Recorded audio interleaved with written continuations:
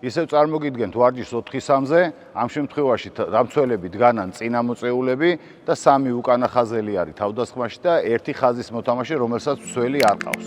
ხაზის მოთამაშე უნდა ამოვიდეს, მიიღოს თავისუფლად ბურთი, მაგრამ მას არ შეუძლია პირველივე გადაცემის მიღებისა შეტრიალდეს და კარებში ტყორცნოს. აუცილებლად პარტნიორს უნდა გადააწოდოს, რომელიც გაიხსნება და განთავისუფლდება და მხოლოდ აი ამის შემდეგ მიღებულ პასზე შეუძლია ტყორცნოს. თუ არა და თავდასხმელებმა უნდა ისევე და ისევე მოიპოვონ უპირატესობა.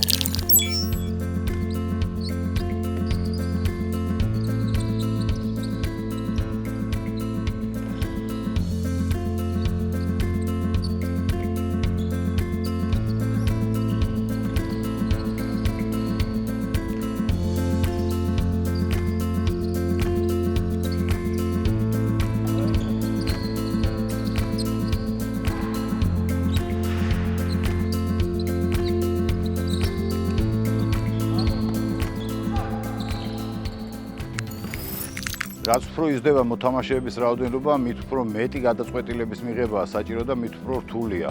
ამისთვის არის ეს ვარჯიშები, რომ მეტი და მეტი იფიქრონ მოთამაშეებმა თუ სად წაიღონ ბურთი, როგორ მოატყუონ და სად დაარტყან.